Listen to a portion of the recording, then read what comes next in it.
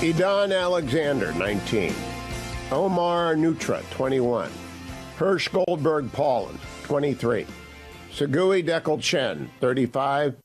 Heath Siegel, 64. Those are the 5 American hostages held by Hamas, probably in the tunnels underneath Rafah.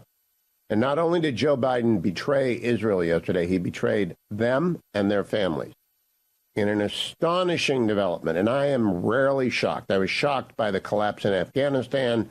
I was shocked by Joe Biden's incomprehension of what Putin was going to do in Ukraine. I am not shocked by his infirmity. It is inevitable. It is a decline that accelerated. I was shocked when he said this to Aaron Burnett yesterday, cut number 13. Civilians have been killed in Gaza as a consequence of those bombs and other ways in which they go after population centers. And I made it clear that if they go into Rafah, they haven't gone into Rafah yet. If they go into Rafah, I'm not supplying the weapons that have been used historically to deal with Rafah, to deal with the cities, to deal with that problem.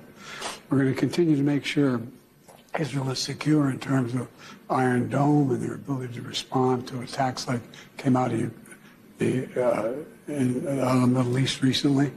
But it's just wrong. We're not going to supply the weapons and the artillery shells used that have been used. Artillery shells as well. Yeah, artillery shells. So, just to understand what they're doing right now in Rafah, is that not going into Rafah as you define it yet? They haven't gone into the population centers. What they did is right on the border, and it's causing problems with right now in terms of with Egypt, which I've worked very hard to make sure we have a relationship and help. But I've made it clear to Bibi and the War Cabinet, they're not going to get our support if, in fact, they go in these population centers. We're not walking away from Israel's security. We're walking away from Israel's ability to wage war in those areas. So it's not over your red line yet? Not yet, but we've held up the weapons. We've held up the one shipment as an old shipment designed. We've held that up.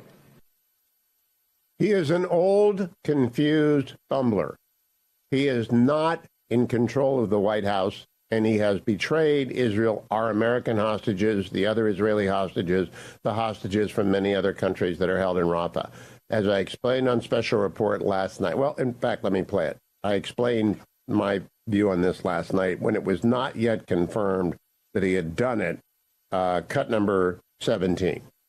Hugh, your reaction? Well, I think both senators are correct. The Biden decision is despicable in my view, and I don't think it'll stand up to much scrutiny. Rafah is a grand total of 25 square miles.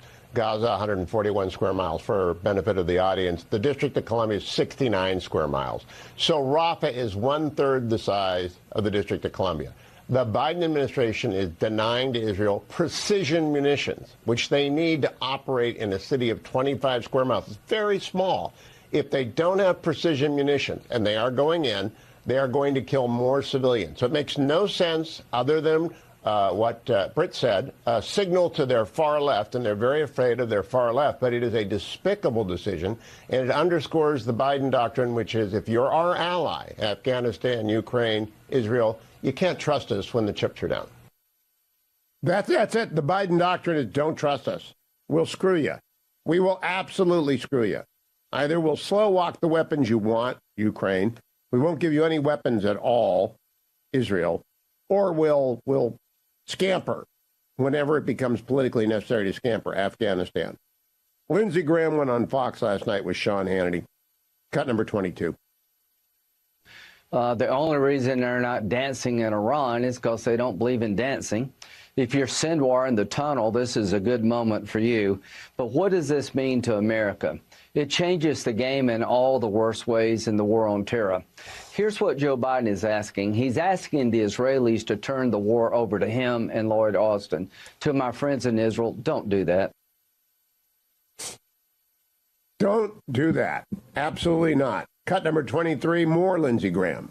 Israel is in a terrible spot because they're fighting a vicious enemy. And Joe Biden today, you picked Michigan over Mideast stability. You picked domestic politics over world stability. What you did tonight, my friend, is that you made every terrorist in the world high as a kite.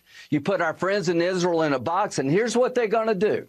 Here's what I would do if I was Israel. I'd say, I appreciate all the support in the past. We're going to do what we have to do to destroy Hamas. We're not going to turn the war over to Lord Austin, who thought it was a good idea to get out of Afghanistan. It'd be like asking Mayorkas, could you help us secure our border?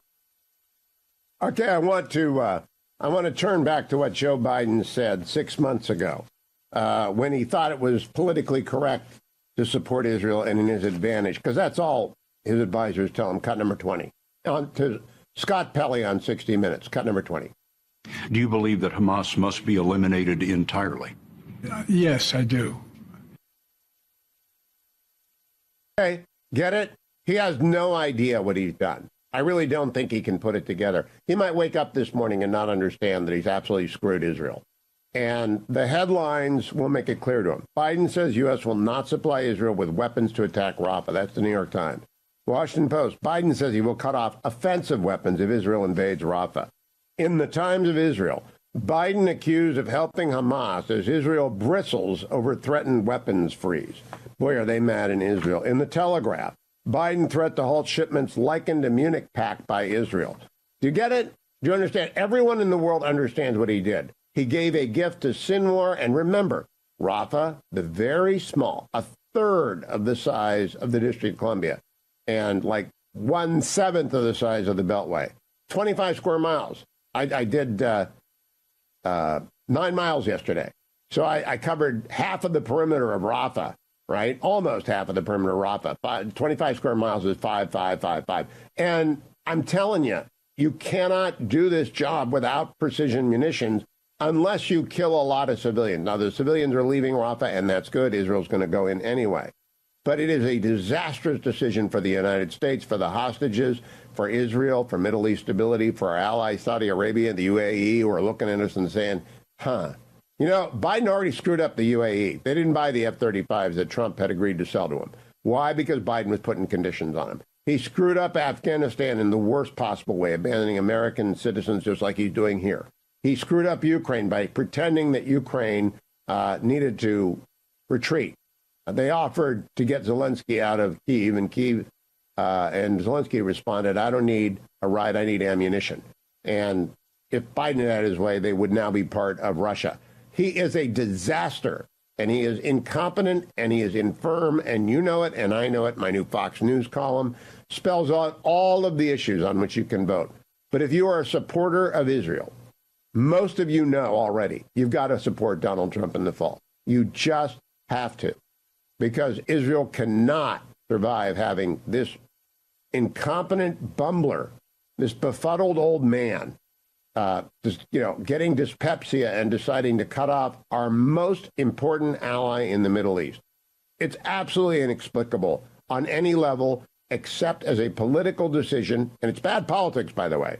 He's going to lose a lot more votes across the United States than he's going to gain in Michigan. He's not going to get them in Michigan because people understand he's a bumbler.